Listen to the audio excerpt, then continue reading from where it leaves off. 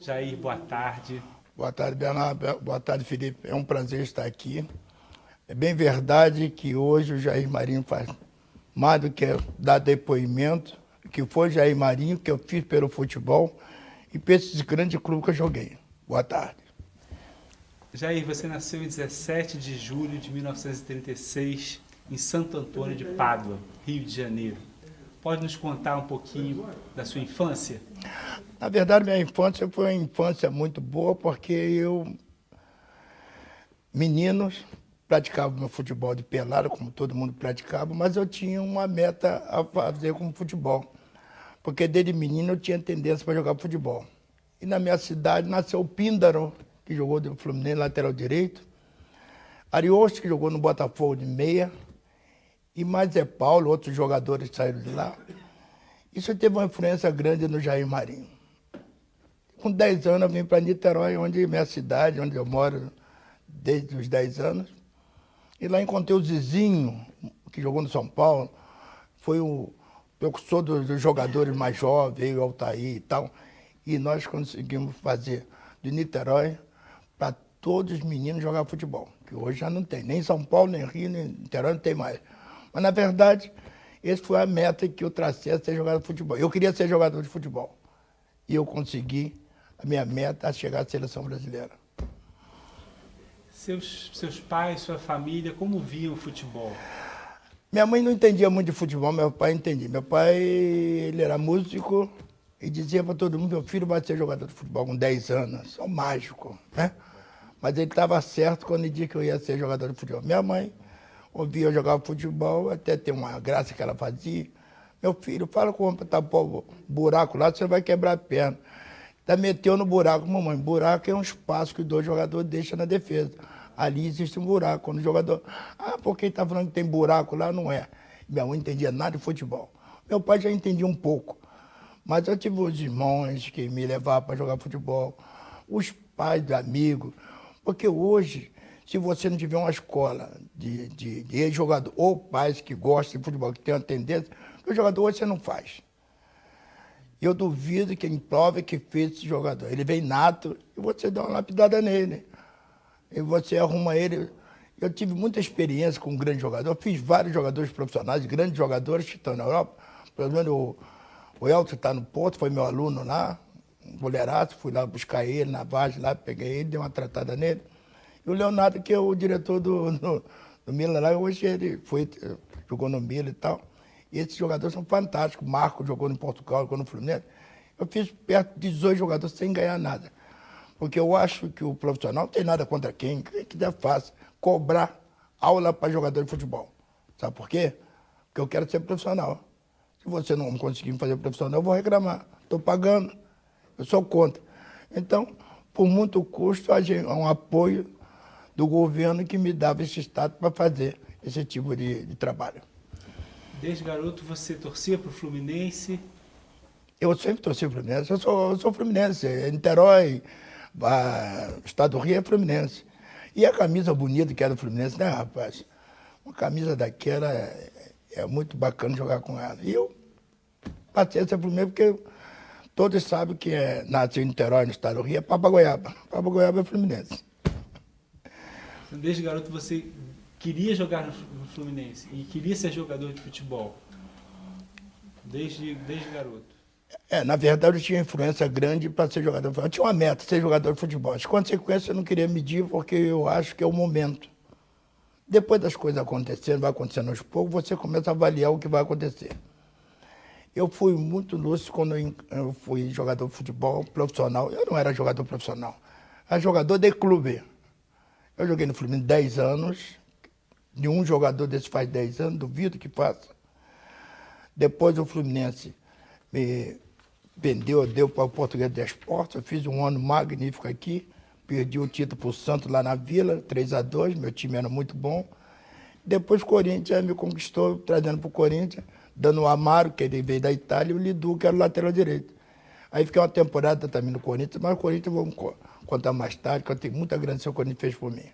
E a sua posição? Quando você definiu a sua posição e como foi esse início no Fluminense?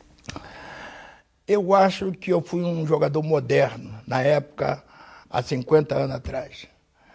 Porque eu era meio de campo e o Altair fazia quarto zagueiro, no juvenil.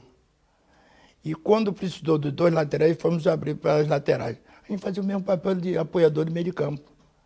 Hoje, o laterais moderníssimo, o apoiador, o Overlap, jogou 50 anos atrás. E todos os laterais fazem esse tipo de jogar que nós fazíamos 50 anos atrás. Eu era um jogador moderno, e por isso que eu tive sucesso como jogador. Porque eu fazia o que os outros jogadores não faziam. O Djalma Santos foi um espelho para mim. O Dessório foi outro que jogou uma Copa de 58 e 62. Mas ele não jogava como o Jair Marinho jogava. Eu era diferenciado. Eu e o Altair faziam diferente de todos os laterais que apareceu aí. Até o próprio Newton Santos já fazia o overlap também. Na Copa de 50 ele fez gol, que saiu na frente e tal, fez gol. Ele é um jogador moderno. O Djalma não fazia, excelente jogador. O Dessório não fazia, o outro magnífico, lateral direito. Então, eu acho que eu fui um jogador moderníssimo naquela época. Os técnicos entendiam esse seu traço moderno, esse seu estilo de avançar como lateral? Na verdade foi surpresa, né? Porque o meu treinador, Zezé Moreira, foi um pai para mim. Eu era um peladeiro. Sabe o que é peladeiro? Quem pega a bola e quer enfiar a bola debaixo da camisa, leva para casa, então não quer deixar ninguém jogar. Eu assumia a bola e não queria deixar ninguém jogar. E o seu Zezé falou, aí não é assim. Você tem um Telê era o docinho de coco do Fluminense. Você tem aí vários jogadores, nome, renome, e você está bagunçando tudo. Ah, mas eu quero jogar bola, poxa. Uma vez, então, uma passagem engraçada, que eu nunca me esqueço, fiz uma tabelinha com o Telê, fui ultrapassar dele, eu deu para trás. O Telê não viu, já estava passando. Ah, não vou pegar bola nenhuma, tá enchendo o saco. Zezé chegou no meu vídeo, rapazinho. Ih, rapaz. Eu falei, rapazinho não tem nome. Tem nome, mas não parece. Quem fez isso foi o Telê, respeita o Telê. Aí me deu uma derrubada, ele sai do treino. Aí chegou na universidade, já vem cá. Ô Telê, poxa, não pode fazer isso, você é garoto, está começando, está brigando com o Telê. E eu fui aprender que realmente você precisa respeitar. Na Copa de 62, eu era absoluto titular da Copa de 62, mas eu preferia que o Djalma Santos jogasse pelo status do Djalma Santos. Eu achava que o Djalma, o Neguinho é forte, hein, rapaz?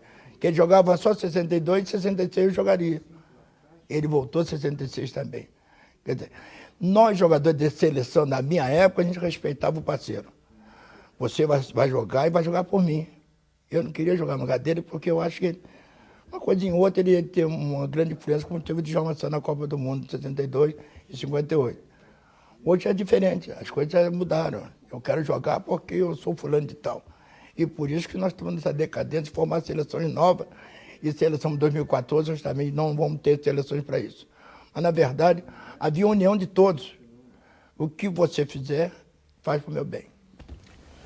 E antes de chegar ao Fluminense, como você disse, ter contato com essas figuras, como Zezé Moreira, que é um pai para você, ensinou você a ser menos peladeiro, você jogou ali pelos times de Niterói mesmo, como o Niteroiense, que o Altair citou, e o Manufatura. Como é que você jogava nesse time? Na verdade, eu conheci o Altair depois no juvenil do Fluminense. Eu jogava no time de Niterói também. Niteroiense e tal, Manufatura e tal. Aquele negócio de agrado, pai levava e tal. Mas o Jair Marinho deu sorte, eu dei mais sorte que o Altair, que eu fui para uma seleção com 15 anos. Seleção brasileira, que foi fazer a Venezuela, um torneio. Eles me convidaram e eu fui jogar. Quando eu voltei da seleção brasileira, o Fluminense foi a seleção brasileira foi vice-campeão lá, o Fluminense foi lá me buscar lá em casa. Eu tomei um susto. Jogar no Fluminense, meu time, que isso, tá doido? Vai assim. Então, essa vantagem que eu tive, que outros jogadores não vão ter, numa seleção, com 14, 15 anos, e depois ingressa no time Fluminense, a coisa fica muito difícil. Com 14 anos, 1950, temos a Copa do Mundo realizada no Brasil. Você tem alguma lembrança? Tem, claro. Eu tenho lembrança de todas as Copas. Porque eu trilho do jogador que não recordo dos caras que vieram de lá. Barbosa, goleiraço, Newton Santos, Zizinho, Ademir, Friaça, Chico. Esses caras me deixavam emocionado pelo que eles faziam com o nome do Brasil. Porque o Brasil, até pouco antes da Copa de 50, todo mundo falava que o Brasil, a capital do Brasil era a Argentina. Eu fui aos Estados Unidos, olhando a televisão lá, apareceu na imagem lá, a Amazônia com um macaco e tal, um índio. O cara falou o Brasil. Eu falei, peraí, o Brasil não é isso não. O Brasil tem Rio de Janeiro, tem São Paulo, Porto Alegre, que são cidades maravilhosas e estão mostrando coisa errada.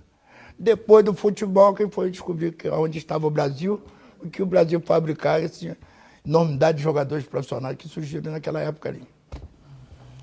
E na Copa de 50, você lembra do jogo final? Você acompanhou os jogos pelo rádio? Você chegou aí ao Maracanã? Como é que era a sua relação naquela época que você morava em Niterói como torcedor, como alguém que acompanhava o futebol? A Copa de 50, ela foi feita com grandes jogadores que nós tivemos aqui. O Zizinho é de Niterói. O quadro zagueiro também de Niterói, jogava na de 50 também. Mas o que me recordo mais foi o gol que o Barbosa tomou, que o Gija fez. Eu tive agora na Copa 2006 na Alemanha, tive com ele lá, ele contou a historinha dele lá e tal. E o Brasil não teve sorte, porque o futebol, fração de segundo, você perde uma partida, você perde o jogo. Se você não tiver uma tranquilidade, um equilíbrio, você acaba você mesmo se prejudicando. E essa Copa de 50 deu força para que fizesse uma Copa de 54 melhor. Tanto é que nós jogamos contra os suecos, jogamos contra a Hungria e que perdemos, mas em 58 já tinha um time formado com a base de 50 e 54 e que foi a de 58. A de 58 foi maravilhosa. E a gente não esperava que aquilo ia acontecer com o Brasil, porque o Brasil veio de 2 derrotas fantásticas e esperava que essa terceira poderia acontecer. Eu posso até lembrar você, talvez você não se lembre, o ponto direito era o Joel do Flamengo. Quem não reserva dele? Garrincha. Pô, o treinador tá maluco. Como é que deixa um Garrincha na reserva do Joel? O Moacir, que era do Flamengo, que está na Colômbia, era o meio direito, Didi era a reserva dele. Aí você fala, bom, a coisa já tá feia aqui. A proteção. O Pelé era a reserva do Dida. E o Vavá era a reserva do Mazola. No segundo jogo de 58, foi mudado, que o Garrincha veio para o lugar dele, Didi veio para o lugar dele, o Pelé veio para o lugar dele e mais o Zagallo. Aí formou uma base da seleção.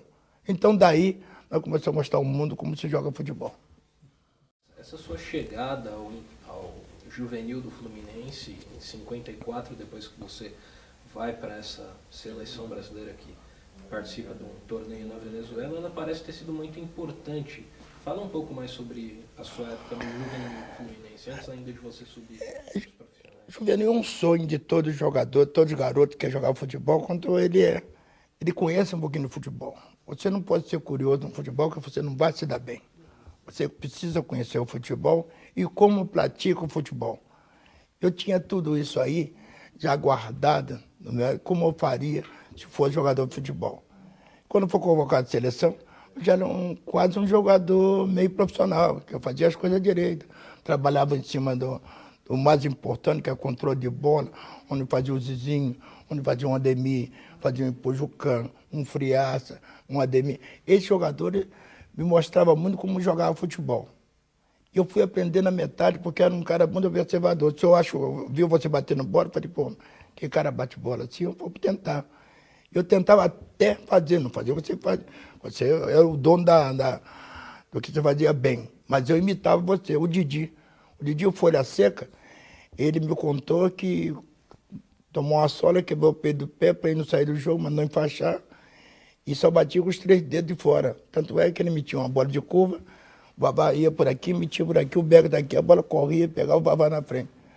Eu falei, como você faz isso? Não, porque eu quebrei o pé e não queria sair do jogo, só podia botar a bola de lado. Eu tentei fazer também. Eu não fui assim um jogador estrelato, não, mas foi um jogador que era chato pra caramba. Fazia comigo, fazia também. Eu peguei um canhoteiro aqui do São Paulo aqui, nossa senhora. Ele depois perguntou, quem é esse cara que me marcou? Aí, quando eu cheguei aqui em São Paulo, ele disse, olha aí, cuidado com o canhoteiro. Dá 3 dedos no canto da bandeirinha de cone, você não vê nem a bola. Deixa comigo. O canhoteiro não viu a bola aquele dia. Eu estava no dia inspirado e já informado como eu jogava.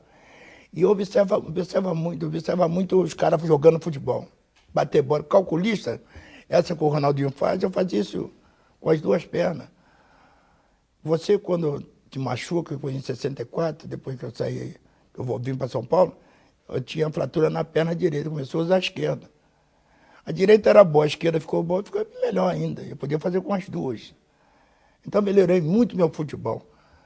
Eu dou graças a Deus ter vindo para São Paulo, na Portuguesa de Esporte, onde a Portuguesa fez a metade do time carioca e a metade paulista. Ivaí, esse monstro tragado aí. Falei, Nilmar, você viu o Ivaí jogar? Não viu, que pena. E o cara é fantástico. O Pelé tinha um medo dele danado, era o Pelé e Ivaí. Jogou na Portuguesa comigo. Mas tinha um time formado, uma base boa, para ganhar a Portuguesa, tinha que ser igual ganhou lá em Vila Belmiro, o Santos. 3-2, no chuveiro danado. O Pepe acerta um daqueles chutes malucos e entra lá e perdemos o campeonato de 64 aqui em São Paulo. Mas, na verdade, o jogador daquela época era um jogador bom. Maurinho, quem não lembra do Maurinho? Canhoteiro. Quem não lembra do Canhoteiro? O Zizinho veio do Rio para cá para jogar no São Paulo e foi campeão. Era fantástico jogar, era bom ver o jogador jogar. Pouco erro, acertavam mais do que erravam. Hoje a coisa ficou difícil, né, parceiro? Erra mais do que acerta. Tudo bem, cada um com a sua. Jair, em 57, então, você se torna profissional do Fluminense. Em 58, o Brasil finalmente ganha o título mundial. Você tem recordação da Copa de 58? Como você assistiu? Se você já desejava, imaginava que estaria na edição? Na verdade, você tem toda a razão. Eu, como jogador de juvenis, já pensava em ser jogador de seleção. Porque minha meta era jogar de seleção. Porque eu fiz tudo para ser jogador de futebol. Eu procurava fazer o máximo para ser jogador de futebol. Eu entrava fortinho, mas um forte veloz, eu tinha velocidade, impunha uma responsabilidade. Jogador comigo não tinha esse negócio de estar me driblando e sabia que não podia fazer isso comigo, porque ele levava o troco. E pergunta aí o Pepe, meu Pepe lá dentro, pergunta aí, e vou Jair Maria, pelo amor de Deus, não falo Jair Maria não. Falo, Pepe, joga só a bola direitinho que não tem problema. Se você começar aí a fazer lambança, você vai tomar mesmo. Então era um jogador que eu me impunha com respeito. Jogador, se não impõe hoje com respeito, você não funciona. Hoje ficou mais difícil jogar na lateral direita, porque você tem que fazer as duas, defender e apoiar. E hoje o jogador, que esse preparo físico que estão dando aí, não tem nada contra ninguém, faz o que quiser, o problema dele, não é meu. E o jogador nosso não vai aguentar. Tendões, ligamentos, vai tudo para o espaço. Porque quando você puxar na máquina, qual o peso que você tem que fazer aí? 10 flexões de peso, 30, 40 quilos. É isso que você tem que fazer ou tem que ser menos, tem que ser mais? Qual preparador me diz que eu posso levantar 100 quilos? Mas eu quero ficar em forma, eu faço. De repente, meus tendões e ligamentos vão para o espaço. E aí, quantos jogadores está aí no estaleiro aí? O Fluminense tem um monte, tem um time lá no estaleiro. Você vai dizer que foi a bola não machuca ninguém. Machuca o estado físico do cara, que não é bom. Não se prepara para jogar esse futebol que nós praticamos hoje. Eu fui contra e falo toda hora. Não quero trabalhar com futebol porque ele não me atende também, não quero ouvir bobagem também. Quando mudou em 74, futebol físico, botar corpo, perna no jogador, eu falei, ó, acabou. Nunca mais ganhamos nada. E não vamos ganhar, não. Porque isso, o europeu faz isso muito aí. Quantos anos esses caras vêm aqui, Barcelona, Real Madrid, convidar o Fluminense para ir lá, para ver uma maneira que a gente jogava para eles similar. Por que não fazia isso mesmo? Eles são robô, vai em linha. O único que joga direitinho é o Messi e o Ronaldo Portugal. O Messi porque tem um probleminha, não sei se você sabe, né? Ele é meio atrapalhadinho. Por isso que ele faz aquilo tudo, ele não é normal. Foi comprovado que ele teve problema na infância, e levaram para lá, para Barcelona, para arrumar ele. E arrumou o cara. Você vê que ele joga diferente de todo mundo. Esse é um Pelé moreninho que apareceu lá. Na verdade é. Então, eu acho que o futebol nosso tem que voltar.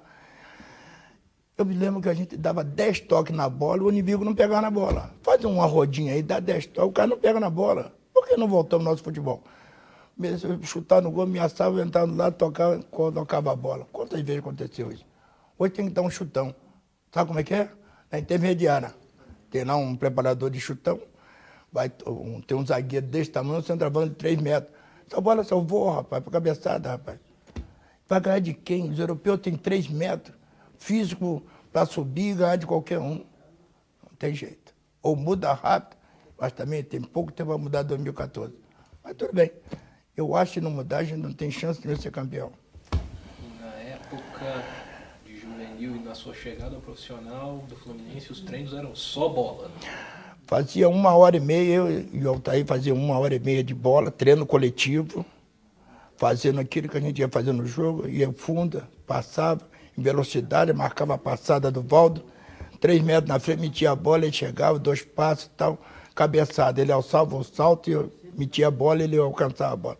Trabalho é esse. Depois disso aí, eu ficava na lateral do campo com o Altair, metendo a bola em primeira, porque você não pode ter que dominar a bola. De repente você tem que fazer um bate-bola e não pode, dentro da área, brincar com a bola. Trabalhar assim. E domínio de bola. E esse domínio de bola era uma hora constante. Eu gostava de jogar futebol.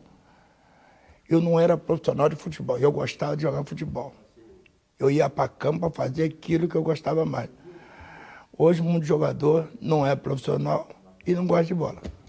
Fala-se que o Fluminense, um clube que teve suas origens na zona sul do Rio de Janeiro, um clube aristocrático.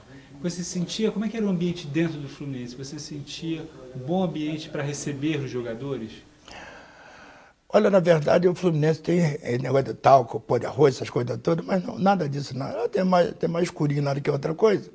Eu tinha Didi, Jair Santana, Jair Francisco, Bigode, uma porção de jogador lá de cola, não tinha nada nisso. Entrava pro portão pela frente e tal. Só que o jogador era mais reservado. A gente não queria aparecer na frente do clube, pro torcedor, porque tem torcedor que é carinhoso e tal, tem outros não, tal. A gente invitava esse contato com o torcedor. Acabava de treinar, tomava o nosso banho, pegava o nosso carro, portão lateral ali, dali a gente ia embora. O jogador só via no dia do jogo no campo. Na rua, muito difícil. Hoje não, hoje está diferente, hoje vale tudo bem. Mas a gente, nada disso que falava do Fluminense, que era pó de arroz, esse coisa toda, que não gostava de crioulo e tal, a gente conversa fiado. E quando você foi contratado do Fluminense, você continuou morando em Niterói ou você foi morar...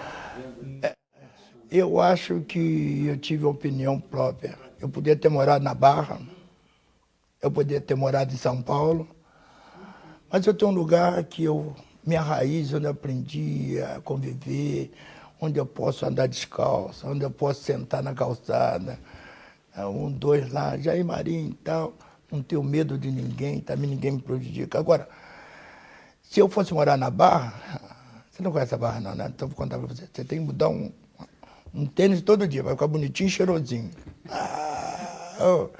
Onde eu vou aguentar essa farra? Não dá. Festa, você tem que... Jogando bola, festa todo dia? Você não aguenta. Então eu preferi ficar em Niterói, acomodadinho lá, ter minha casinha lá, meus amigos, Altair, parentesco todo junto, é uma maravilha. Não tem esse... Pode morar beira de praia, 5 minutos estou na praia ali e tal. Estou numa boa. Você pegava a barca e ia treinar? Eu ia treinar no Fluminense e voltava no Fluminense até a praça aqui, pegava a barca para Niterói. E você fala que no Fluminense você fez os seus grandes amigos da sua vida. Por exemplo, o Altair, que é um companheiro seu desde os tempos de juvenil até agora e daqui para frente também. Teve algum momento em que você viu alguma coisa que o Altair fez por você e você falou, esse daí é um sujeito no qual eu posso confiar sempre para toda a vida? Olha, rapaz, eu acho que o Altair é meu irmão gêmeo. Sabe por quê? Quando eu cheguei em 54 no Fluminense, chegou em 55.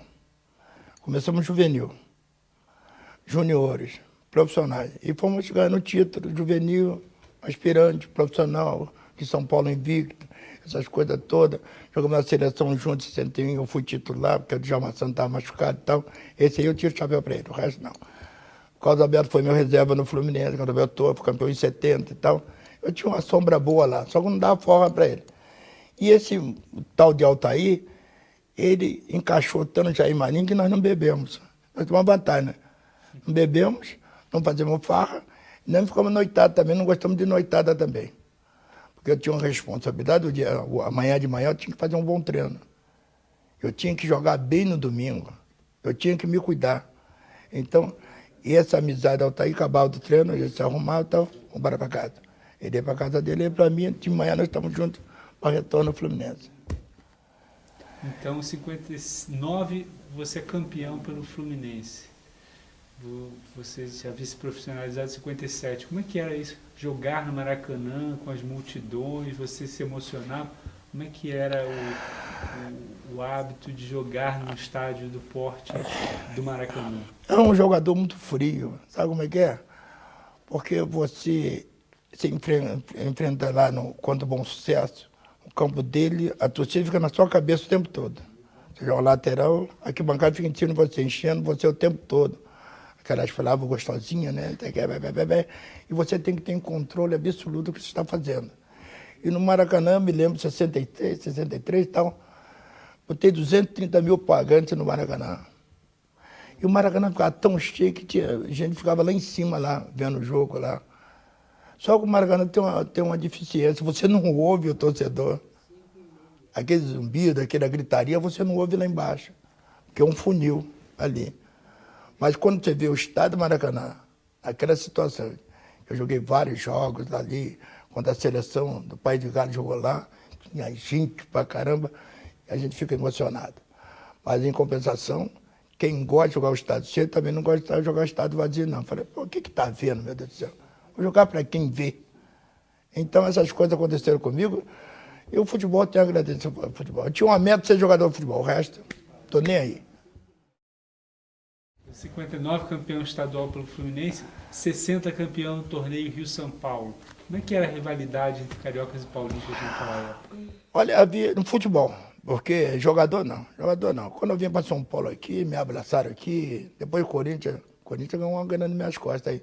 Me comprou por 700 mil reais, só o Pelé valia esse dinheiro.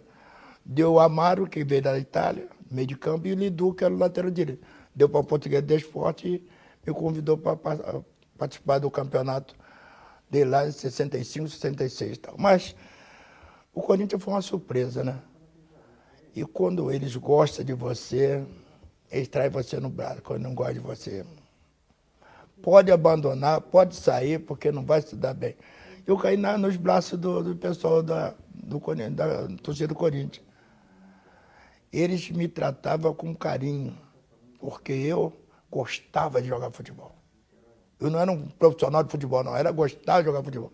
Entrar no caminho do Corinthians, até o apito final eu estava atrás. Eu queria ganhar, dar um jeito. Tinha influência do jogador. O Dino Sano é meu compadre, né? Padrinho do meu filho. E o Dino Sano era o campeão do mundo de 58. Falei, Dino Sano, não leva a mão não, corre atrás que eu estou correndo. O Rivelino conversou comigo. O Rivelino Chorão, fala com ele que ele é Chorão. Chorão, chorava, porque não... Falei, quem citou o elástico você foi eu, cara. Qual é o problema? Mas, na verdade, em São Paulo, se você é um bom profissional, você vai se dar bem.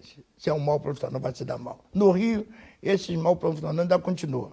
Mas em São Paulo, não tem jeito.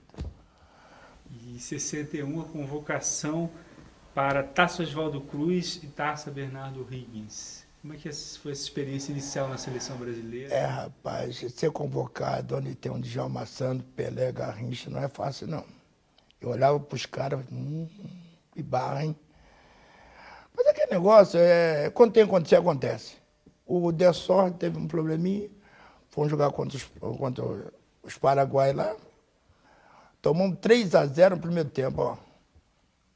Aí eu tô no campo batendo bola ali, defensor deu chaco ali e tal, Aí o treinador deu um maramé, o treinador tá chamando. Eu falei, o treinador chamando, pô, o time tá perdendo 3-0, fazer o que lá, não faço gol, não faz ninguém. Vai lá que o negócio é sério. O Dessol tinha se machucado. Não havia caneleira naquele tempo. Você tinha que botar um jornal aqui. Você rolava o jornalzinho, metia na canela, trazia a meia e tal, aí aliviava a pancada. E quem era o ponto esquerdo dele? Silvio Parodi. Ele era o maior ponto esquerdo paraguaio, que tinha um cara forte, grandão, era igual o Julinho. Ele passava um time de Dessol toda hora. Aí eu falei, meu treinador, o que é? Estão treinando. Bota mais um centroavante, bota mais um jogador. Não, que o Dessol não vai poder jogar. Primeira coisa que eu fiz, entrei no campo, vem cá, Seu Parodi, vem cá. Se abusar, vai tomar. Quem é você? Eu falei, não interessa. Defensor chega com o metro do alambrado do lado, é a grade. Ah, aquele molecão grande vem, encontrei com ele. Tomou numa pregada, ele foi no alambrado, fui junto com ele. E o torcedor paraguaio me tirou. Eu uso sempre uma pulseirinha, né? Que eu gosto de usar uma pulseirinha. Me roubou minha pulseira de ouro. Falei, ó, vou te encontrar lá fora. Cara, foi embora. Tomou uma pregada, falou, se voltar, vai tomar 2, 3, até você aprender. Minha sorte, você tem que ter sorte. Não vai necessariamente dar pregar ninguém, não. Quem tomou um susto comigo e foi jogar lá atrás do lateral esquerdo. Falei, bom, agora pode ficar tranquilo. O Fluminense ganhou de 4-3. A seleção brasileira ganhou de 4-3. Então, para mim, foi ótimo. Quando o Chile, que nós fomos a segunda partida no Chile, que é a Oswaldo Cruzeirinho, tem que jogar 1-1, lá eu fui titular da seleção. Aí me garantiu ainda da Copa de 62 com o Djalma Santos, que o Dessó realmente perdeu a posição naquela área de quando jogou contra o Paraguai. E você acabou de falar que chegar à seleção naquela época era uma coisa muito difícil. Muito difícil. Por causa da disputa de posições dos grandes jogadores que existiam naquela época. Fala um pouco mais sobre eles, o Dessort. Deixa eu voltar ao passado. Deixa eu ver lá. 58. O Dessort foi um jogador espetacular. Mas o Djalma Santos ele tinha uma coisa que chamava a atenção, a habilidade com a bola. E sorte. Que eu me lembro de quando ele deu um chutão para cima, a bola subiu, o goleiro foi pegar, escapuliu, o Vavá fez o terceiro gol. Era um cara de sorte. E todo time que jogava, ele dava sorte, o time não perdia. Tá? Então eu tinha um Djalma Santos, um Bellini, eu tinha o Jurandir, que jogou no São Paulo, eu tinha o Jurandir, o Zózimo, que jogou em 62, esses grandes jogadores, como Newton Santos e Altair do outro lado, Zito e Zequinha, Mengalva e Didi, Jair da Costa e Garrincha, Moacir Didi, Vavá Mazola e Pepe Zagallo. Fabuloso. Qualquer daqueles homens podia começar jogando ali. Mas nós queríamos que o melhor entrasse no campo. Aquele tinha maior tranquilidade para jogar. E apoiavam. Talvez você não se lembre, só podia entrar os 11. Se machucar, jogava com 10. E nós íamos para lá de roupa de agasalho, não podia nem trocar de roupa. Em 1970 parece que mudou, que podia trocar jogador. Então a gente torcia para o cara não se machucar, cara. Não podia trocar, como é que faz? E eu, nesse grupo todo de maravilhosos jogadores, admiradores desses jogadores, fabulosos jogadores, eu aprendi muito com eles. O fato da base da seleção brasileira ser composta pelos jogadores que atuavam no torneio Rio-São Paulo, nos clubes do Rio de Janeiro e de São Paulo, isso facilitava o entrosamento, isso facilitava a preparação que antecedeu a Copa do Mundo de 62? Eu acho que não são os jogadores, não são os clubes. Porque tem clube que tem influência na Federação Paulista e tem influência na Federação Carioca. Por exemplo, o Botafogo mandava na Federação Carioca. Eu me lembro que eu e o Altair estávamos treinando, o Joel Martins era meu reserva não, estava disputando vaga, e o Rio estava disputando vaga com o Altair do outro lado. E chegou uma notícia desagradável que os dois iam para a Copa do Mundo. Eu falei, peraí, assim não é possível. Eu falei, chamei o Altair, olha, acorda, porque o Garrincha, quando você joga, enquanto os outros ele treina. Diferente. Altair, o que eu vou fazer? Faz o que você quiser. Você não pode deixar de ir por causa do Garrincha. Chama o Garrincha num papo e vê o que ele vai fazer. E o outro lá, que era o Pepe e o Zagallo, quando jogava comigo, corria pra caramba. O outro ele ia marcar no meio de campo. Né? E aí falei com o Altair, falei, agora a briga rendeu. Aí me botaram no jogo País de Gales e Brasil no Maracanã. Eu não estava nem esperando, né? Djalma Santos ia jogar lá e jogar em São Paulo. Não podia botar o Djalma aqui em São Paulo, porque a torcida daqui do Palmeiras ia torcer pro Djalma. Se me botasse lá no Rio, torcida do Fluminense já tem influência. Então trocou de posicionamento aqui em São Paulo. Só com o Djalma, viemos lá de Friburgo, chegou na hora de trocar de roupa, o Djalma falou, estou passando mal. Epa, passando mal? Mas você veio lá brincando com todo mundo? Ah, estou passando mal. Eu fui descobrir que esse ponto esquerdo é mais rápido da Europa. Tal de Griff Jones, guardei a memória até agora, Griff Jones. O cara velocista. O Escurinho que jogou comigo no Fluminense, a minha sorte que eu joguei com o cara mais veloz de ponto esquerda do Brasil foi o Escurinho do Fluminense. Hoje ele tem 80 anos, está inteirinho. E eu treinava com ele. Eu não treinava para marcar ele, não. Treinava velocidade com ele. Quando eu comecei a treinar com ele, ele me batia em 50 metros, eu ficava 25. Pô, não chego nunca no cara. Aí fui aprendendo como é que se marca a ponta. Que esse lateral não marca nada. O cara partiu daqui, em vez de você correr em linha, você não pega o velocista, corta por dentro. Ele vai ter que cruzar lá no fundo da bandeira unicórnio, aí você chega. Ele toma duas, não vai lá mais. Duvido quem vai. Pode ser até o Pelé, não vai também. Então, eu fui aprender a marcar o cara. Quando eu descobri que esse ponto esquerdo, que o Djalma saiu lá no cortar o Djalma na Copa do Mundo, o cara é um fenômeno. Esse Djalma Santos é o máximo. Queria ser cortado naquele dia, que ele não ia acompanhar o cara. Ele é muito habilidoso com a bola, mas velocidade o Djalma não tinha. E eu tinha que a velocidade porque eu treinava com o Escurinho. Então, quando eu descobri que o cara era aquele, aí, coincidência, né? Eu passei no meu túnel lá direito, os caras, ó, nem em pé na bola de encostar. O que esses caras estão vendo? Eu falei, poxa, eu, cara, já não sabe o cara desse cara. Eu já estou cortado mesmo, eu vou fazer uma lambançazinha. E ele pedia a bola, tá pra cá. Tomava no peito, virava, dava o tapa, passava, cara. Quando cruzou a bola, ele chegou, eu cheguei junto. Quem se lembra, pergunta. Eu peguei ele dentro do campo, nós fomos parar na boca do túnel. E eu fui agarrado com ele dentro da boca do túnel. Caímos dentro da boca do túnel, aí tinha nada pra fazer, deu uns cascudos nele. Que eu fazer o quê? Falei, tô cortado mesmo, já tô liquidado mesmo. Quando eu saí do túnel, a torcida batendo pau. Falei, opa, acho que eu tô agradando. E aí foi confirmada a minha ida para a Copa. Porque eu teria cortado naquele dia. E o Djalma sabia. Eu falei com ele, você sabia disso aí? Aí o Altair, lá em José dos Campos, o campo fica no alto, umas valas do lado e tal, e falaram, olha aqui, estão preparando para o Rio de ir no seu lugar. Falei, é uma pena, mas a gente vai ter que se virar. Falei, dá umas duas nele só. E ele pegou pesado, sabe? A gente vazou por cima do alambrado e caiu lá no buraco. Falei, caramba, poxa, dá o garrincha. Aí veio a direção em cima do Altair, e o Altair, eu não fiz nada, ele bateu em mim e caiu. Como bateu em mim que ele voou por cima do alambrado? Ele caiu lá. Eu falei, mas não é que eu veio. Pô, viu o Magrinho fez comigo? Falei, amigo, você quer fazer com o cara? Com o Newton Santos você não joga. Com o Rildo você não joga. Você joga só contra o cara? E aí, demos sorte, foi eu e ele. Para a Copa do Mundo, os dois dançaram. Aquele negócio de sorte também.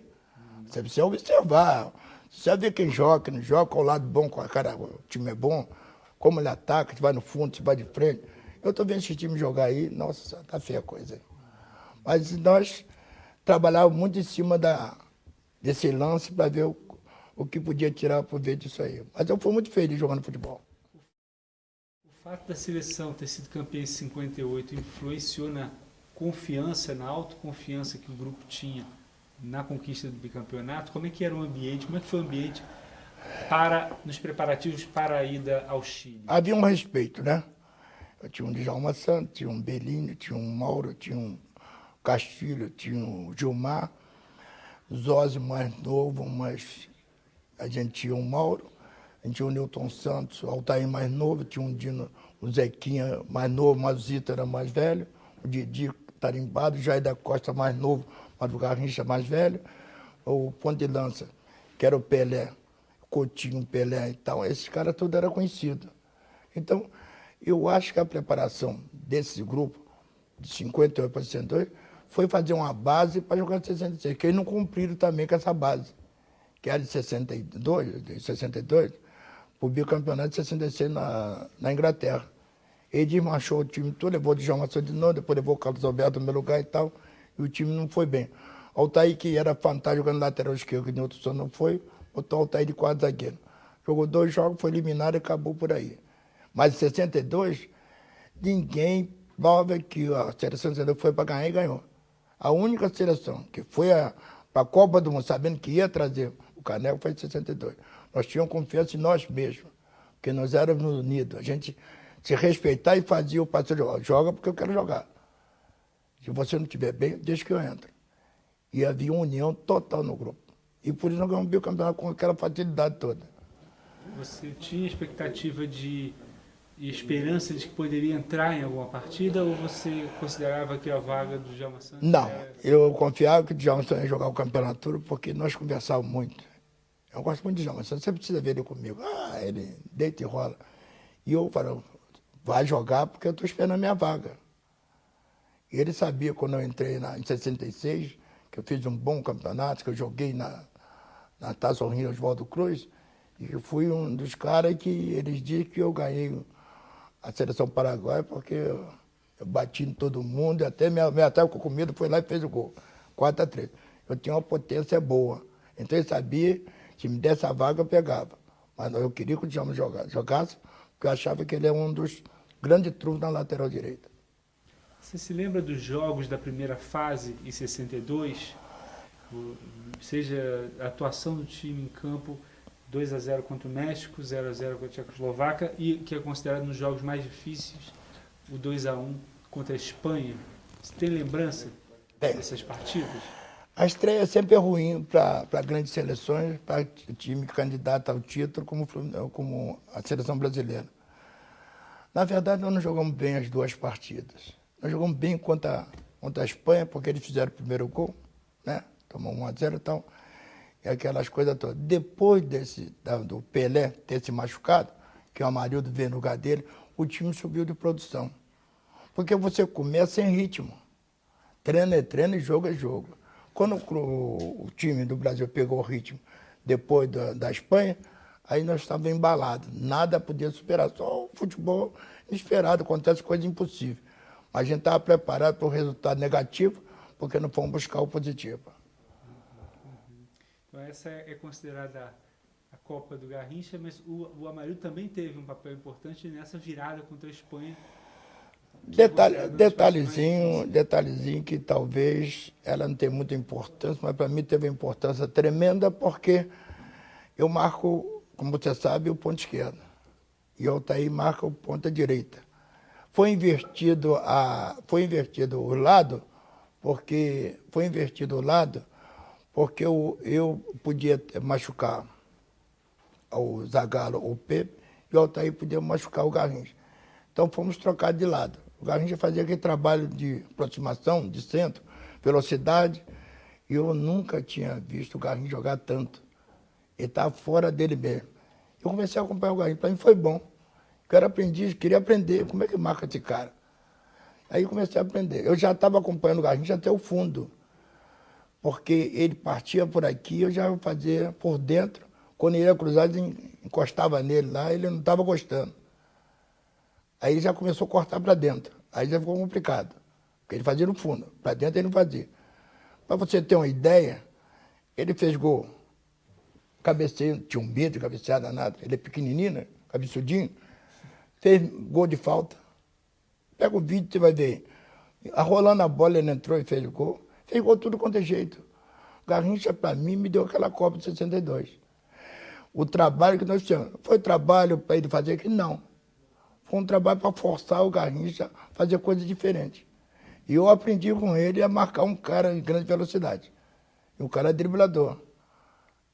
Então, eu aprendi isso tudo aqui quando cheguei jogar contra o São Paulo aqui, o meu habilidoso ponto esquerdo aí não se deu bem por causa disso. E eu aprendi muito. E o Garrincha deu sorte, eu dei sorte, que ele praticamente ganhou a Copa de 62 para nós. Bom, as quartas de final, o Brasil joga contra a Inglaterra, ganha de 3-1, e nas semifinais vai jogar contra o país sede, contra a seleção chilena. Houve algum receio pelo fato do Chile ser a equipe nacional que estava sediando o torneio, a influência da torcida? Como é que foi o jogo contra o Chile? Naquele momento, eu acho que o Brasil não tinha medo de ninguém. Estava absoluto, consciente de que podia fazer. O time estava bem montado, tinha os reserva à altura. Porque quando você não tem reserva à altura, você tem medo de machucar. Tanto é que quando o Pelé se machucou, a Maria foi para lá e resolveu o problema da seleção brasileira. Se o Garrincha também se machucasse, o Jair da Costa podia chegar lá e resolver o problema. Então nós tínhamos 22 jogadores confiáveis. E quando, depois da Espanha, a gente tomou 1-0, a Espanha jogou na barbaridade, e chegamos a um resultado bom, o Brasil dali já era 80% para ganhar a Copa. Eu acho que a única seleção que foi para ganhar a Copa do Mundo e ganhou. Então, passado o Chile, a final contra a Tchecoslováquia e a comemoração do bicampeonato. O que você lembra dessa época? Eu tinha uma lembrança boa porque nós fizemos amizade com eles. O futebol era muito amigo, não tinha negócio de pegada, de disciplina, nada não. Nós ganhamos dele, nós tornamos amigos dele, sabia que o Brasil era muito melhor do que o time dele, que há 2, 3 meses nós fizemos aqui em São Paulo, aqui, trouxemos todo aquele jogador vice-campeão tchecoslovaco aqui no Brasil, e trouxe uma lembrança, não, camisa do nome do pessoal e tal, e passamos a tarde toda aqui no Rio de Janeiro, em São Paulo, Rio de Janeiro, ó, São Paulo. Comemoração de 50 anos da Copa. Do Bi. 50 anos da Copa. Eles vieram, todos eles lá, vice-campeões, que a gente guarda com grande amizade. Claro que eles fizeram um campeonato belíssimo, mas eles respeitaram o Brasil. Tanto é, se quisesse ganhar o Brasil na eliminatória, ele podia ganhar. O time dele estava melhor do que o nosso. Com a ausência do Pelé e tal, a gente teve impacto e tal, balançamos, mas ele achou que podia chegar na final sem ganhar do Brasil. Só que as coisas mudaram. E ele foi encarar o Brasil na final. Aí se deu mal. E a comemoração na volta para o Brasil? Você tem alguma lembrança? Como é que foi a recepção popular naquela época? Vocês foram recebidos pelo presidente João Goulart? Como é que te passa nessa... Olha aqui, eu acho um garotinho que saiu do estado do Rio, um grande time, o Fluminense, Português da Esporte, Corinthians, Vasco da Gama e tal, e um título mundial não é para qualquer um, não. Esse é o máximo do que o jogador de futebol pode conquistar. E essa conquista, ela veio pelo trabalho que eu fiz, para os meus colegas de campo. A gente trabalhava muito por isso. Se o Djalma não se cuida, eu jogo no lugar dele. Mas ele se cuidou. Aquele negócio, eu tenho uma sombra, eu não posso abrir. Eu vou forçar ele ao máximo, para ele chegar ao máximo. E foi o que aconteceu. O Newton Santos tinha um lateral fantástico, que era o Altair. Se deixa o Altair jogar, não sai mais do time. Então nós tínhamos 22 jogadores prontinhos para jogar.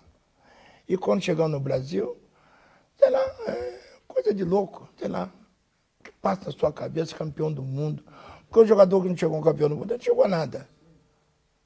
Eu tenho vários títulos de clube aí, mas passou o ano, a gente quer de você, da mínima, um título mundial, não, 4 anos, ele lembra da gente. Queira ou não queira, e bota a gente em pauta. Quer dizer, a gente vai ver essa glória aí até 2014. Se ganhar, a gente vai dobrar isso aí. Se não ganhar, a gente vai dar uma retrocedida e tal, e vamos montar tudo de novo. Hoje, no Brasil, se você não tem um título mundial, jogador de futebol, tá a pé. Na Espanha, se você jogar, não precisa jogar de seleção, não. Que é seleção? Jogar em clube. Amanhã você parou de jogar, você tem o seu salário tranquilo para você viver. Só tem uma coisa, você tem que ir no todo jogo. Hoje aqui você chega no país, por que é você? Jair Maria, não conheço você não. Aí você tem que dar uma carteira, né? Eu tenho a carteira da FIFA, sou campeão do mundo. Que vexame, né? Campeão do mundo. Vou chamar o chefe, ó. Não vai chamar o chefe, caramba. O chefe vem, quem é? Jair Marinho? Não, aqui é da Sudeste. Aqui é da Federação Paulista. Aqui é da CBF. Nunca te facilita a coisa, rapaz. O que o campeão do mundo tinha que ter aqui? Um lugar para ficar, para ver um jogo. Aqui no Pacaembu, aí no São Paulo. Qualquer lugar do país, o campeão do mundo devia ter um lugar. Não sou campeão do mundo, os grandes jogadores desse país. Mas não, você chega lá, a coisa fica feia. A coisa fica feia. Ele não faz comigo, Eu dou uma peitada mesmo. Pô, eu sou campeão do mundo. Joguei em São Paulo, joguei no Rio de Janeiro, rapaz. Joguei no Corinthians. Aqui é o Corinthians. Quem manda aqui é o Corinthians, contra o São Paulo. Hoje o São Paulino aí, Palmeirano, sei lá. Quem manda aqui é o Corinthians. Quem manda no Rio é o Fluminense. Aí dá uma refrescada. Mas do contrário, você sofre pra caramba. Aí você ficou 7 anos do Fluminense, depois da Copa de 62 você volta a jogar no Fluminense, onde fica até 1964. Como foi a sua saída do Fluminense e a opção pelo Corinthians? Na verdade, eu fiz um bom trabalho no Fluminense. E na época o Carlos Alberto Torres vinha surgindo com promessa lateral. Ele não era lateral direito, não, era central. Ele jogava de central. Mas como eu não tinha reserva, qualquer emergência ele entraria ali. Com a minha contusão, eu tive uma contusão na perna, fiquei uns 6 meses, 5 meses parado. Na época o Carlos Alberto começou a jogar no meu lugar. Quando eu voltei a jogar, voltei a treinar, voltei para jogar futebol, o treinador, irmão do Zezé Moreira, aí Moreira, tinha formado um time aqui na Portuguesa da base do futebol carioca. Eu posso citar até o nome. Pampolini e Naí, que era um é do Madureira do Botafogo. Almir, ponta direita, Fluminense. O Dida e o Dida e Ivaí, que jogava aqui. Ivaí é desse paulista. Eu tinha 2 paulistas no time. Esse time deu um trabalho, nego. Foi muito bom. E logo a seguir, eu fiz um bom campeonato português. O Corinthians queria um lateral lá. Eu também estava gostando de São Paulo, né? Aí passei uma temporada do Corinthians. Agora quero agradecer ao Corinthians, porque eu sou muito consciente disso aí. Quando eu senti que eu não tinha condição de jogar pelo Corinthians, não podia defender as cores do Corinthians, chamei o dirigente, falei, olha aqui, não quero jogar mais futebol. Mas você tem 2 anos de contrato no Corinthians? Eu falei, tá bem. Cancela o contrato, não quero mais, porque eu não tenho condições de ajudar o Corinthians. Estão me prejudicando, eu estou perdendo peso, ganhando peso para jogar. Eu estou me prejudicando a minha saúde. Eu não vim no mundo para jogar futebol e ganhar dinheiro. Eu vim no mundo porque eu gosto de jogar futebol. Agora eu não vou para jogar o Corinthians. Obrigado. Mas Jair, obrigado. Então eu vou fazer o seguinte, aí eu agradeço. Mandou todo o meu salário para Niterói, que eu tinha com o Corinthians aí. Aí eu agradeço a direção do Corinthians, reconhecer. É o único clube que reconhece o seu jogador que passou lá. O outro, se entrar na porta, o dirigente sai pelo fundo. É brincadeira. E como é que foi você chegar no Corinthians, um time em que você falou que a pressão para você ser campeão é muito grande, ainda mais num time que já não ganhava títulos paulistas, então já havia 11 anos. Como é que foi chegar aqui e ter que suportar essa pressão? No Corinthians eu sempre fui líder. Foi líder do Pelé, tal, que o Pelé é uma coisa, o Garrincha era outra. Mas eu fui um líder de forçar o jogador a dar o máximo dentro de campo. Eu, quando entrava para jogar no Corinthians, eu dava o máximo. Não tinha refresco comigo, não. E os torcedores do Corinthians, perguntam lá, que eles me respeitam até hoje, porque eu dava o máximo pelo Corinthians. E todos tinham que me acompanhar. O Rivelino, o Dino Sano, um campeão de 58 e tal, Rivelino começando e tal, Flávio Minuano, Thales, aqueles garotões que estão ali, o Clóvis, o Marcel, esses jogadores todos ali, eu era o capitão do time. Não tinha esse capitão, tinha o Dino Sano, Sonata do Corinthians, eu era o capitão do time. E eu pedi aos caras que vamos representar o Corinthians direito, papai. Quando eu senti que eu não estava representando o Corinthians direito, eu fui embora. Sou muito consciente. Ganhei dinheiro? Não ganhei dinheiro, nada. Não ganhei dinheiro futebol, não. Ganhei sim. Um reconhecimento, que eu fui um jogador de clube, um campeão do mundo. Tenho um status de campeão do mundo, isso é muito bom para mim. Que no Brasil você não tem um título mundial, você não é nada. Mas você está esquecido. Então, eu estou tranquilo até hoje. Antes do Corinthians, teve a passagem pela Portuguesa aqui de São Paulo. Como é que foi jogar na Portuguesa? Olha, rapaz, foi uma surpresa, porque eu falava em português. O português era o 5º time do Rio de São Paulo. Palmeiras, Corinthians, São Paulo, Santos e tal. E a Portuguesa era lá embaixo. A Portuguesa, que esses 9 jogadores, conseguiu decidir o título lá na Vila Belmiro com o Santos. E Palmeiras, São Paulo, tomar de 4, 3 da Portuguesa. Porque tinha um Dida, que nos bons tempos ele era a reserva dele. O Ivaí, depois do Pelé, era o Ivaí que era o melhor jogador nessa posição de ponta de lança.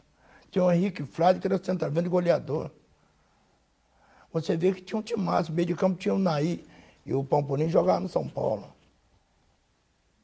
Eu tinha um Vilela, que era o quadro zagueiro, Edilson, lateral esquerdo, Ditão, e tinha um Félix jogando gol, Jair Marinho. Então tinha um time formadinho. E time dava uma canseira em qualquer um. Eu também não queria sair da Portuguesa, não. Aí que o Corinthians fez uma oferta boa, né? E eu aí vim pro Corinthians. E gostei também do Corinthians. Um time de massa, né? Um time... Quem joga no Corinthians sabe que é um risco jogar lá. Se não for bem, toma pescoço na rua aí, eu sei disso. Então eu fazia por onde para agradar os corintianos e eu fui feliz. É bem verdade que eu não ganhei o título. Perdi um título quando o Pelé, 45, pulou na área lá e o nego deu pé, perdi um título. O Santos lá, o Corinthians e o Santos.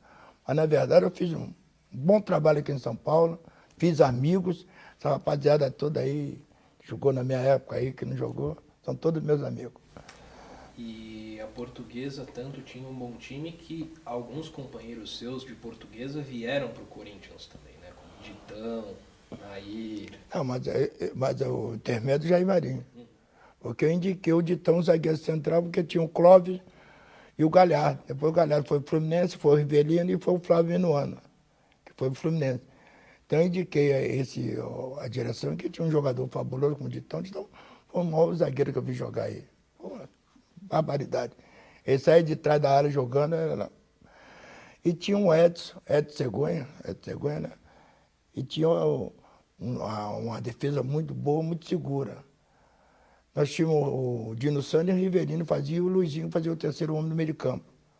Nós tínhamos um Thales com uma velocidade fantástica, tinha o Flávio e tinha um Gilson Porto, que era o ponto esquerdo, batia na bola como ninguém. Quer dizer, o Corinthians estava com um time formado. E o Corinthians, quem não quer ganhar do Corinthians? O Corinthians é um time, como o Flamengo no Rio, todo mundo quer tirar uma casquinha. Você pode perder todo mundo, não pode perder o Corinthians, caramba. E o Corinthians corre um risco de todo time que enfrentar o Corinthians, ele tem que jogar para ganhar. Porque se bobear, ele acaba se complicando. Todo mundo quer tirar uma casquinha do Corinthians. É o time da moda, cara. Jogando no Corinthians, pode perder o campeonato, ganha do Corinthians, vai lá para dentro. E aí nós sabíamos disso, nós se impomos no campo e fizemos um bom campeonato para o Corinthians também.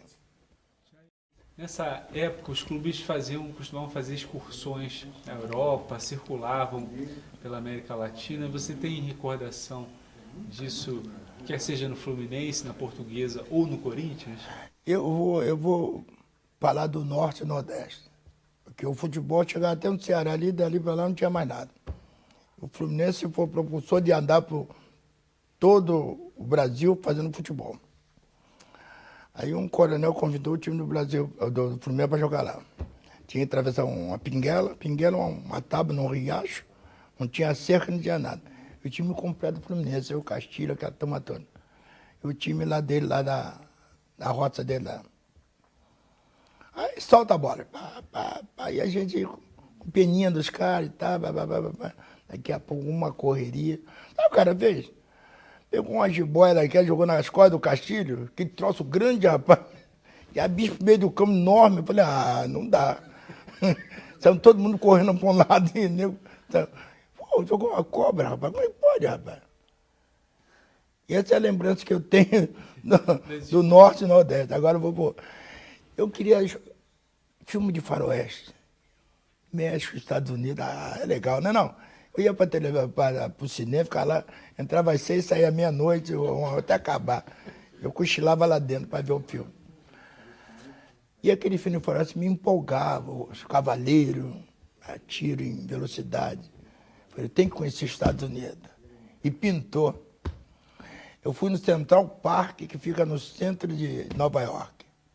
Aí estou olhando, esse aqui, o índio morava aqui, estou vendo. Aí então, vamos almoçar. Os caras saem daqui, não sabem o que está acontecendo lá. Nos Estados Unidos eles servem um bife com mel e aí cebolado. Com fome, né, cara? A gente entrou naquilo. Ia jogar o torneio à noite, ó, cólica em todo mundo. Ai, tá doendo. Mas você não sabia que não podia comer esse troço, rapaz? Ah, mas tem outra comida, não tem nada.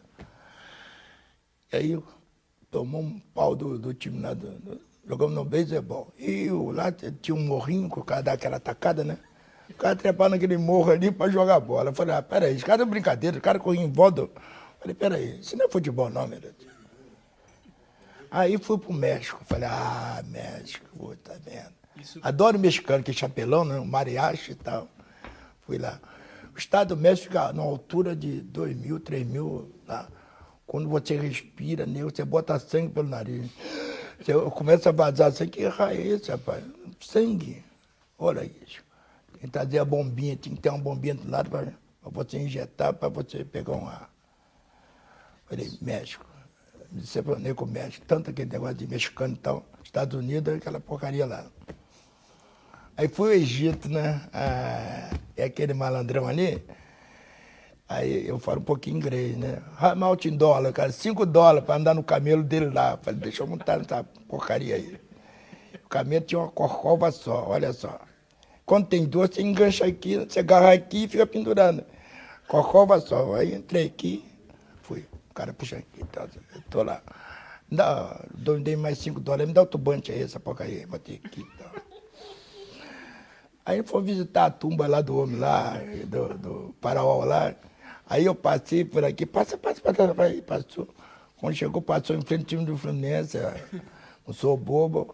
Ah lá, o time do Fluminense, ah lá, tô agradando. Tô agradando. Dá mais uma volta aí, dei mais $5 aí. Ele rodou. Quando eu passo perto daquele ali, rapaz, ele tem um faro danado. Ele olhou pra mim, eu não aguentei. O turbante caiu. Ele veio Jair Marinho, derrubaram o camelo e me derrubaram. O cara queria briga, eu falei, ó, ele não tem culpa não. Ele me torna. Aquele malandro falou que era o Jair Marinho. Aí me derrubaram, delegação do Fluminense. Palhaçada, falando lá, pô. Ah, tava brincando, pô. E caí do camelo, ó. Pô, tudo machucado pro hotel. Falei, não ando mais de camelo, não quero nem trabalhar. Aí, falei, no Egito também não vem mais, não vou mais. Ah, porcaria. Você tem lembrança ruim, rapaz? Mas 3 países que eu queria conhecer. Egito, Estados Unidos e o México. Ah, mas andei muito. Tchecoslováquia, Suíça, Suécia. Jogamos na Inglaterra, jogamos na... Jogamos em países que eu não podia nem entrar, nem ser nem um avião. Só tinha um banco lateral com umas balinhas em cima. Oh, eu sofria pra caramba. Jogamos a Europa toda. O Fluminense foi um dos times que fez da Europa. Jogou muito lá. A gente ganhava um dinheirinho lá na Europa. Lá. Depois do Corinthians, você atua em que equipe?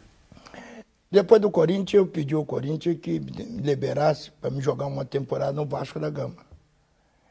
O Corinthians, bem pagando meu salário, me liberou para jogar no Vasco. Joguei uma temporada lá.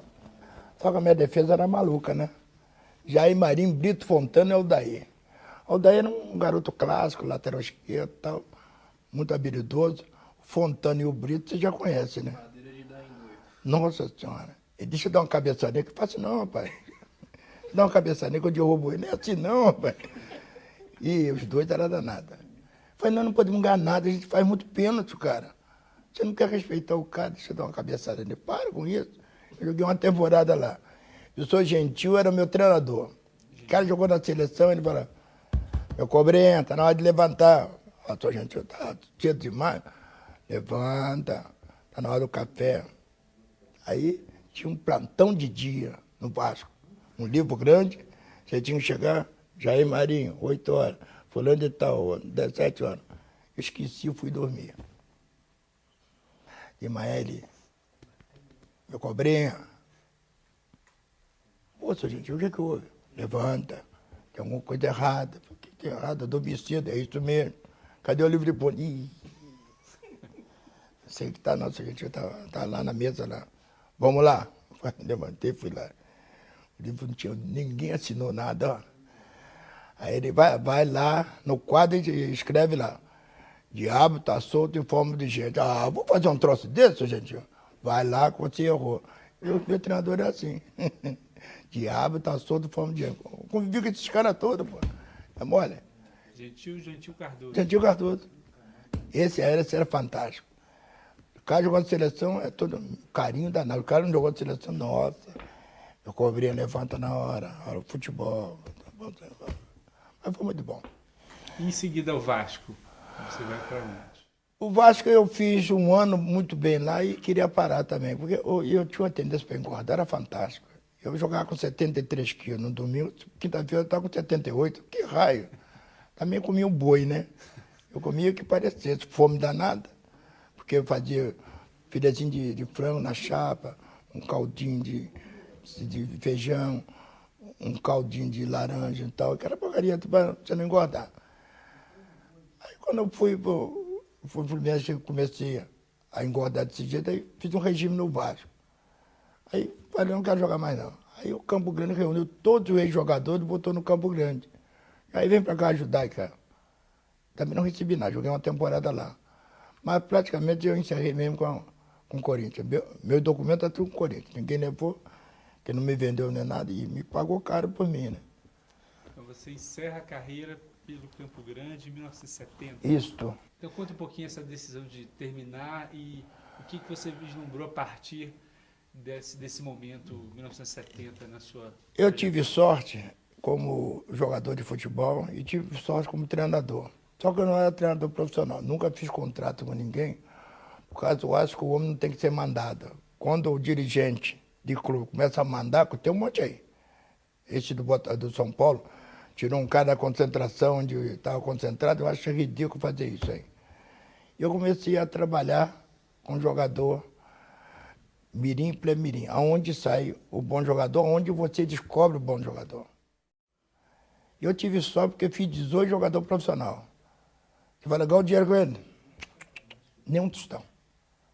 Eu fiz o que eu achei que fizeram para mim quando era moleque. Me ajudaram a ser jogador de futebol, ganhei títulos mundiais, ganhei títulos de clubes e viajei o mundo inteiro, eu conheço meu país pra caramba, então eu sou muito grato a isso. Fui trabalhar como treinador. Só tem uma coisa.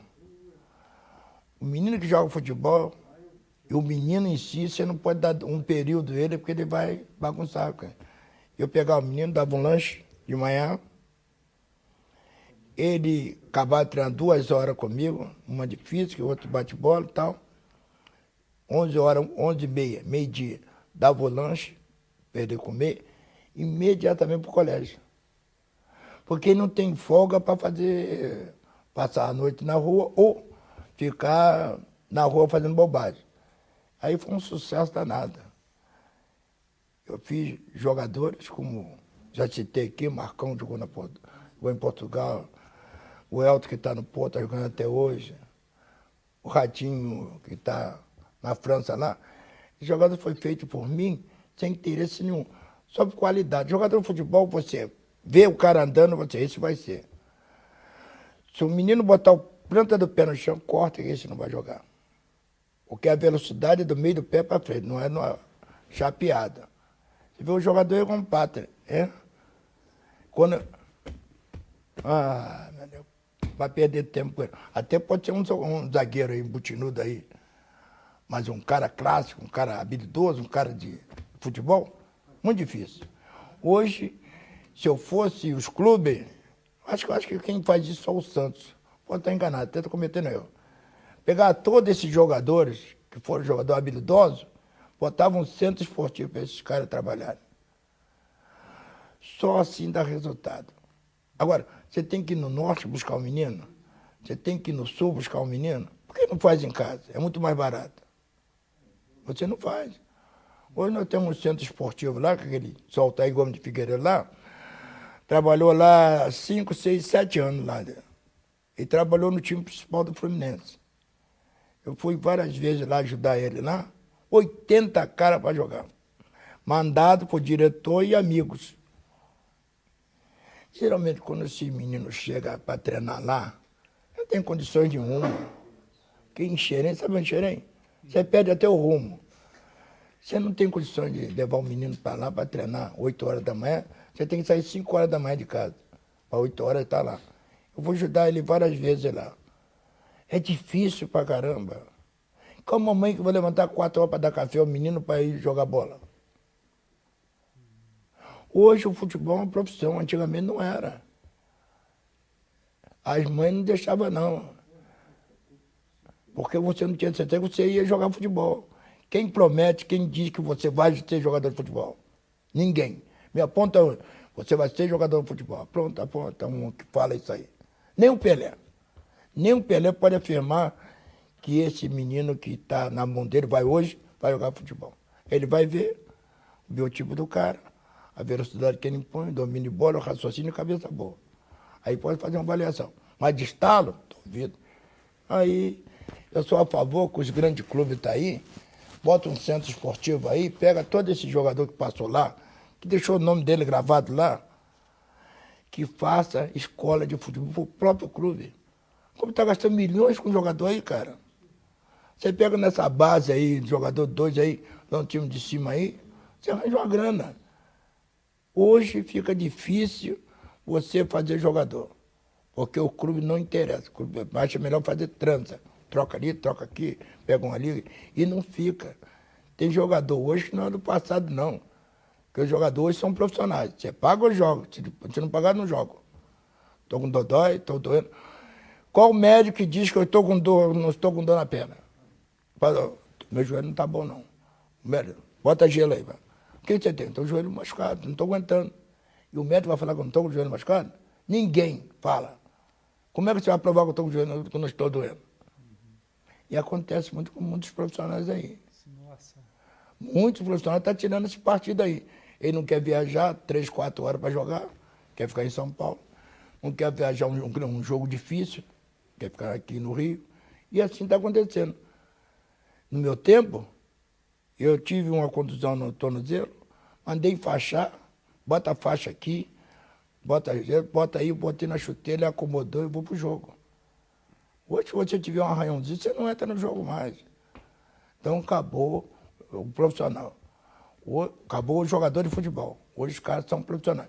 Eu estou a favor, porque quando fez 10 jogadores no Fluminense que jogou na seleção, hoje você não faz 2 jogadores no clube. Eu joguei com a base do Fluminense que saiu da categoria de base. Hoje você não consegue isso mais. Então, eu sou a favor, os grandes clubes, que têm situação boa, tem um CT bom, pega esse jogador, não pegar um jogador que não tem paciência com o menino. Você tem que observar se o menino tem um dom para jogar futebol. Você vê aí todo mundo jogando aí, você vê aí, aí você pode ter um bom resultado. Do contrário, e eu fiz isso, condições nenhuma, eu e os meninos.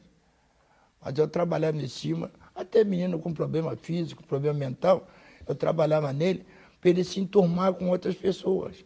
Então eu fazia um trabalho comunitário. Esse menino que tem problema, ele vai se adaptando com o outro, faz um trabalhinho ali, daqui a pouco ele tá igual os outros lá fazendo lá. Hoje você não consegue. Me aponta aí qualquer clube que tem um CT que vai buscar esse jogador e faça esse jogador. Duvido.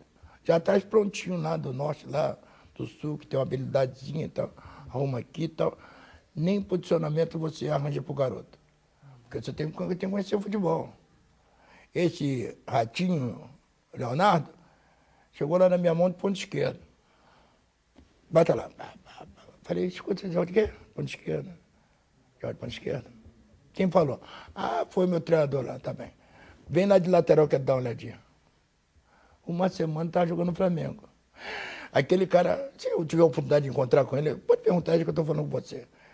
A oportunidade dele aconteceu comigo, aconteceu com ele. O Adalberto foi jogar no Flamengo, teve fratura na perna. Ele subiu direto e jogou aqui no São Paulo, hein? Jogou aqui. Então, aquele negócio de sorte. Ponta esquerda, ele estava jogando lateral até na Vargem lá. Lateral esquerdo foi o melhor jogador que eu vi jogar aí. Jogou na seleção, na Copa dos Estados Unidos, tudo. Então, é aquilo que você tem que observar. O cara precisa saber alguma coisa, cara. Esse aí sabe muito. Olha a ingratidão. Solta aí como de Figueiredo. Jogou comigo 10 anos no Fluminense. 10 todo dia no campo, todo me treinando. Quando eu saí do Fluminense, que eu vim aqui para São Paulo, ele ficou lá. Depois de 10 anos, arranjaram para ele ser treinador do time principal. Mas o treinador, tá bom, não, se não quiser não vai. Tem que ter voz de comando. Se você não tiver voz de comando, tem treinador aí que fala fininho pra caramba, vai entusiasmar quem? Tem hora que você tem que dar um grito. Eu gosto do Filipão, mas o Filipão tá com o time dele todo esquisitão também. Eu gosto do Filipão, o modo dele trabalhar. Então, o jogador de futebol hoje, se você não der um grito com ele, se não fazer respeitar, ele te derruba. Fala, aquele treinador não quer jogar mais não. O cara vale milhões, o treinador não vale nada. Ué, quanto treinador tem caído aí por causa disso? E eu penso o seguinte, todo dirigente de clube, você conhece alguma coisa de futebol, caramba? Por que um jogador não pode assumir a direção do São Paulo? Por que não? Tem vários companheiros meus aí que sabem tudo de futebol, mas também não quer. Não quer se preocupar, não quer ter trabalho. A vida dele está organizada. Vou te meter em futebol, vou me perturbar com os amigos, com colegas. Não, deveria fazer. Nós somos um país de futebol. Agora não somos mais. Nós estamos em 15º lugar no ranking. Nós estamos aí com um negócio de México na frente. Dá um tempo. O que houve no nosso futebol? Eu fui contra o seu Zagallo, meu amigo, foi campeão em 62 comigo, quando ele mudou a maneira do Brasil jogar. Ele achou que o Brasil tinha que ter mais preparo físico, mais velocidade. Quando encaixou no Brasil, que o jogador tem que ser forte e raçudo, a gente estourou todo. A habilidade acabou. O cara tá com peito. Todo mundo, você viu? O cara tira a camisa, ó, o peitão do cara desse tamanho, o ombro do cara desse tamanho, o cara parece um robô. Ele corre em linha. Quando faz uma curva, ele ainda vai pro chão. Você vê aí nego dando a cara no chão toda hora, rapaz? Mas é verdade. Verdade. O que eu faria com esse jogador? Se eu sou presidente, eu não quero esse troço mais já. Está na hora de parar muito tempo. Se eu fosse um dos dirigentes da CBF, esse troço aí, se eu pudesse falar com ele, eu falaria, traz o Kaká, traz o Robinho, traz o Maicon, traz o Daniel, bota esses 11 caras aqui. Eu vou convocar 11 garotos para trabalhar com esses caras. Similar ao que esses caras fazem. Duvido que não dá resultado. Agora, você pegar 22 meninos, faz a mesma coisa, vai ter resultado como? Como jogou nos Jogos Olímpicos ali? Botou 2 meninos no meio de campo. Quando se assustou, tomou aquele gol que ninguém toma, né? Só o Brasil acontece isso. Se apavorou, não jogou mais. Mas se 2 caras tarimbados, vamos segurar isso aí, vamos ver o defeito nosso aí. Aquele centroavante fez 2 gols, que o menino não podia jogar mais. Eu, o único que tinha chance de fazer gol no Brasil, fez. Cadê o marcador do cara? Cadê o cara para não deixar ele jogar? Faltou. É o treinador? Não sei. Não conheço o treinador. Mas o que acontece é que nós estamos trabalhando mal, porque a Copa da Federação é o ano que vem. E a 2014 é a Copa do Mundo. Não temos nem a base ainda. Aí, estamos chegando ao final desse depoimento, que vai ficar depositado no acervo do Museu do Futebol, para que os frequentadores desse museu possam conhecer um pouco da sua história, aqui contada com as suas próprias palavras.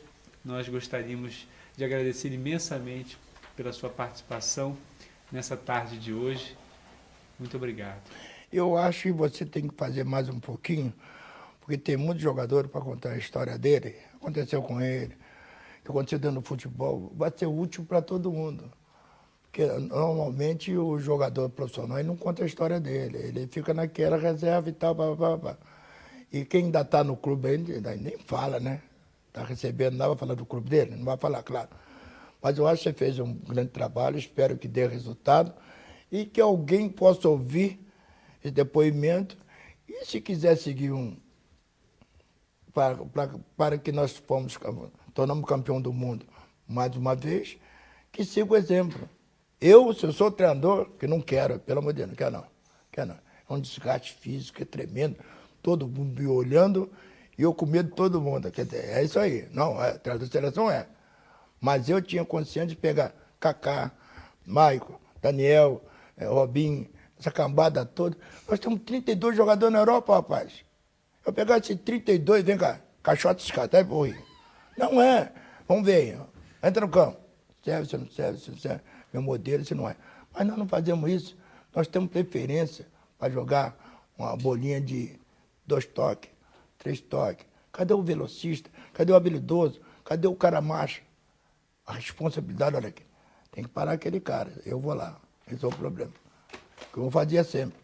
Era o que resolvia o problema do campo dos caras que estavam arrebentando o meu time. Então, por que não tinha um cara habilidoso na hora de falar? Agora essa fala fina, vai lá, menino, vai lá, entra lá.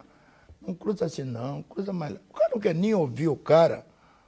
Tu vai de comando, ó, como é que é? Vai fazer ou não vai? Ele vai falar, eu não sei, eu não posso, eu não devo. Então você dança, pô. E hoje nós temos um treinador, fala, macio, educadinho. Esse educadinho me derruba, né, rapaz? E eu tenho medo desse treinador pro educadinho. Porque esse educadinho está derrubando o futebol brasileiro. Eu quero agradecer a você a oportunidade de ter vindo a São Paulo. Eu gosto muito de São Paulo. Morei aqui vários anos. Esse estado é muito bom para jogador de futebol. Eu tenho um amigo aqui, o Badeco, jogou no América, foi meu companheiro no Rio, hoje está manobrando o negócio do jogador aí. Se encontrei, dei um abraço nele, que Jair Marinho agradece muito ele. Trabalhei com ele lá. Espero que as coisas mudem mais rápido. Nós temos 2 anos só.